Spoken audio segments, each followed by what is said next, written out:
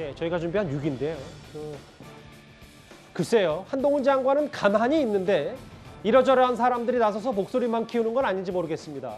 젊은 층과 수도권에서 인기가 있는 인물이 당대표로 나서야 된다는 국민의힘 내부의 주장. 한동훈 장관은 을 염두에 둔 거 아니냐는 갑론을 박 때문인데요. 그런데 생각보다 내부에서 파열음이 좀 있습니다.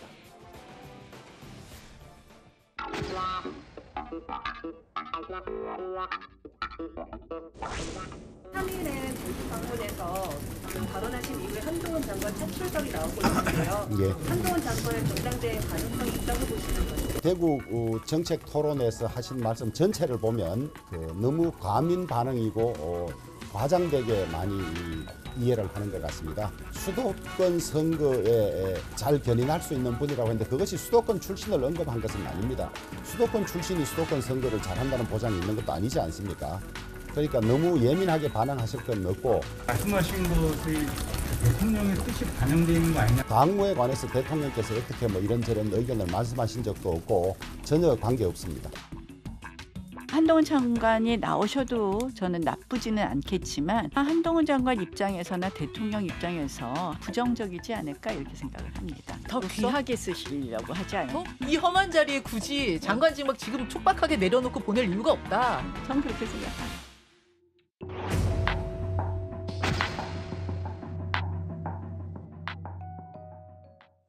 윤심을 앞세워서 주변에서 국물만 때린 건 아닌지 모르겠습니다. 이현정 의원님. 네. 주호영 원내대표 이 말. 젊은 층 수도권 인기 있는 인물 얘기. 한동훈 장관 생각하고 얘기한 거 아니냐. 본인은 아니라고 했지만. 장지현 의원이 오늘 문화일보 인터뷰에서 당에서 인물을 키워야지 그런 인물평을 할 때인가 바로 얘기를 했어요. 그러니까 이 말이 그냥 쉽게 들리지 않은 이유가 뭐냐면 주호영 원내대표는 제가 보기에 굉장히 신중한 분입니다. 함부로 이런 정책 발언을 잘 안 하는 분이에요. 자, 대구 또 지역구가 가지고 있죠. 그러니까 본인 입장에서 보면 만약에 영남 지역에서 대표가 나온다 그러면 대구와 영남 지역의 대표, 당대표, 원내대표 이 모양은 좋지 않죠. 그리고 또 내년 총선이라는 게 후내년 총선이 국민의힘 입장에서 보면 굉장히 절체절명의 지금 총선이지 않습니까? 이제 그런 상황에서 지금 나오고 있는 여러 가지 후보들 입장에서 볼 때 이 수도권에서 상당히 먹힐 후보가 별로 없는 것 같다.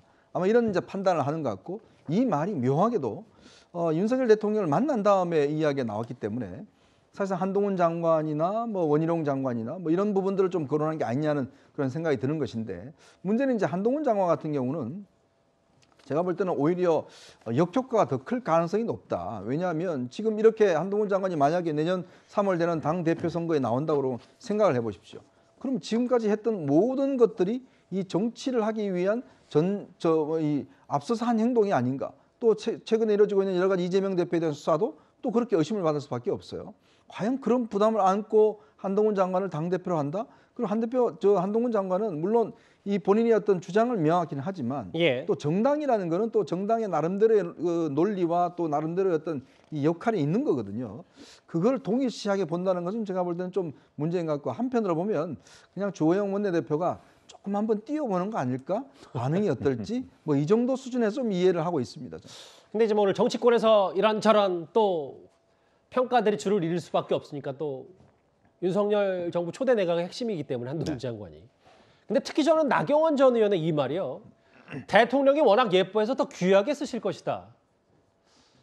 나 전 의원이 뭘 좀 알고 얘기를 하는 듯 하기도 하고 귀하게 쓴다는 건 어떤 의미입니까? 아니 왜 그러냐면 주호영 원내대표가 얘기했는데 저게 그냥 단순히 수도권 대표론을 얘기한 게 아니에요. 사실 이번 당권 주자로 나올 만한 사람 이름들을 다 거론했어요. 거기에 나경원 전 의원도 있어요.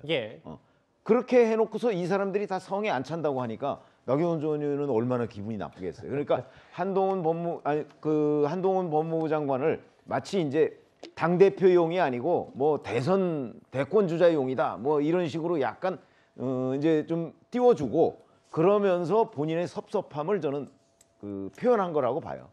그래서 사실 주호영 원내대표가 대표의 조건에 대해서 얘기한다는 것도 일반적으로는 금기시하는 겁니다. 통상적이지 않잖아요. 그렇죠. 그걸 얘기를 한 거예요. 더군다나 이름을 다 거론했어요.